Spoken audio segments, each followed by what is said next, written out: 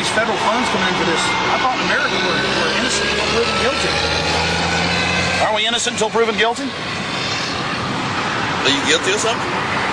No, I'm not guilty of anything. Oh, I thought you were asking me, were you innocent until proven guilty? But I mean, aren't we all supposed, in this country, other countries like Germany under Hitler it wasn't that way, or under Stalin it wasn't that way, but here in America, aren't we supposed to be innocent until proven guilty?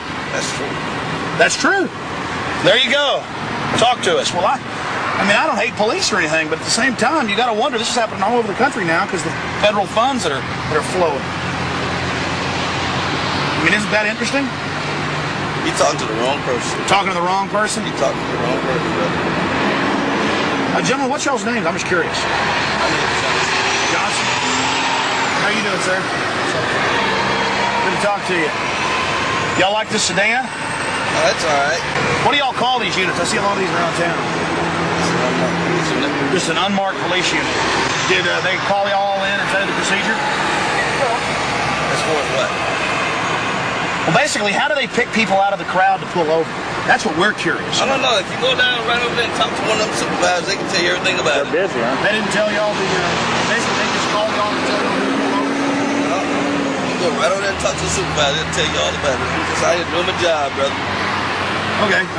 They can tell you all the procedures. Because they put it together, we did. You guys are just doing your jobs? Right. All right. Well, I'm not attacking y'all. Okay. But hey, think about this. There may come a time when you see some things on television that are manufactured by the government. They're asking y'all to do some things that don't really sound right, but in the rush of everything, everybody working together, feeling like y'all are part of a team, going along with some things that aren't good. And, just the whole thing's accelerating. Well, that's the guy driving us.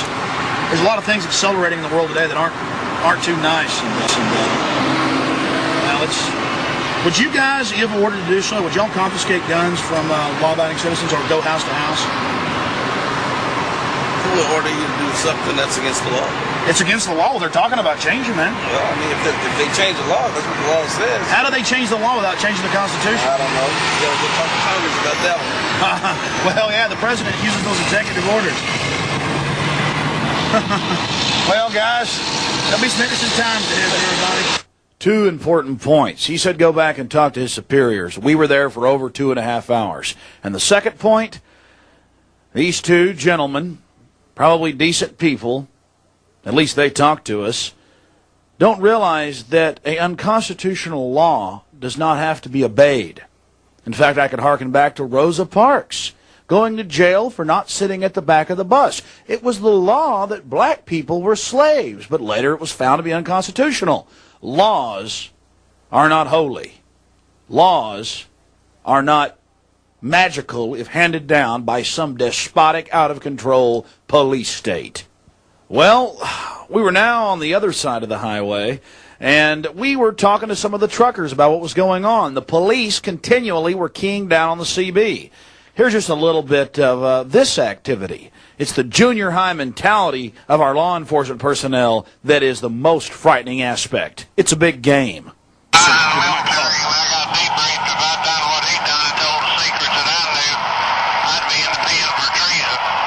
Go back. Well, absolutely all our newest nuclear weapons designs have been transferred to China. 5,000 pounds of plutonium came up missing. It goes on and on. America is under attack, my friends. This is just the start of what's happening. And Bill Clinton is funding this with $2.4 billion that he got passed just last year.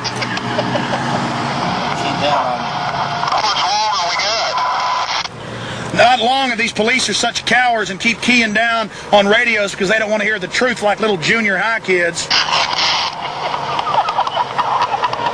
them laughing. Hey, let me tell you something, police. I'm not afraid of you. You're a bunch of criminals. You're a bunch of weaklings. I'm ashamed to be a part of this country because of people like you.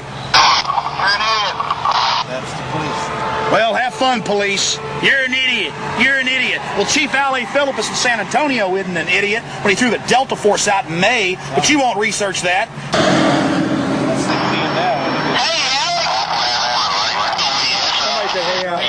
Hey, what's going on, guys? Don't you ever rap?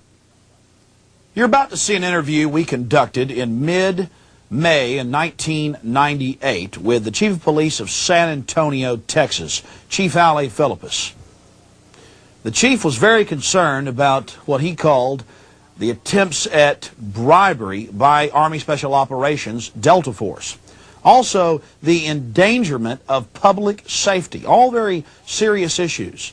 This interview is a watershed event because, as far as we know, this is the first time that local law enforcement, local police leadership has actively stood up against Bill Clinton's new military, or the globalist New World Order type military, where they come into towns and terrorize the public. Again, God bless Chief Allie Philippus. What were your major reservations in asking the mayor to tell them that y'all didn't want them to train here and to cease training here? Well, a lot of things happened. First of all, the organization came into the city and never really approached the city as a whole. We've gotten together with the mayor and said we need to speak to all these different departments and request some assistance. Various groups and individuals came into the city and approached different people at different levels. The police department was contacted, the city manager's office was contacted about using city facilities, various business owners were contacted through the economic development department, the fire department was contacted by different individuals, and so there was never any coordinated approach to the city of San Antonio. When we found out of that, we had some reservations, but we were willing at least to listen. But then we started finding out that discussions were happening at other different levels, and there was no communication, no coordination between that. We also found out that leases had been negotiated with private business people throughout the city to utilize their vacant buildings without any coordination with the police department, because we were originally told there were probably going to be a couple of locations, and later on we find out that there's 12 locations, and yet we were never brought into this at the beginning. Why did the mayor, and I heard this quoted on KTSA, San Antonio 550 station 2 days ago, I heard it quoted that the mayor said that he didn't appreciate the dishonesty of the Delta Force. I was curious. We called the mayor's office, and they, Jackie O'Donnell, I believe is her name, she told us that you were the mayor's spokesman on this. Can you tell us exactly why the mayor would use such strong language and call them dishonest?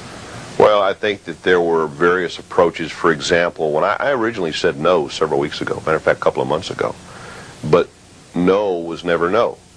And then no was never no. End of runs were done around to various community leaders. I had someone... Excuse me, sir, you're saying that they ignored the police chief, and under our Constitution, you're the same as the sheriff, and you run the city or the county? You're telling me that Delta Force was ignoring your order? Well, I don't want to say they ignored it, but in a roundabout way, yes, because what they would do, once I said no, they went to various individuals in the community to bring pressure to bear to get me to change my mind.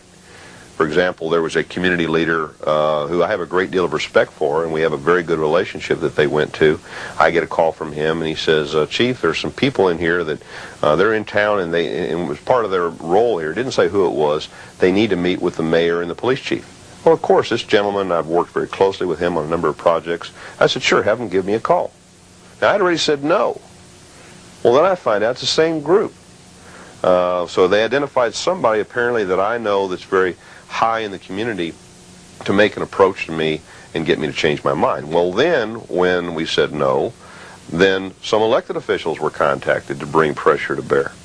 And then offers were made to give money, cash money, to elected officials' charities if they could get us to change our minds. I mean, as one of my deputy chiefs said, in some circles that's called bribery. Well, it is called bribery, but more importantly, it's called manipulation of the constitutional system and the takeover of local police departments.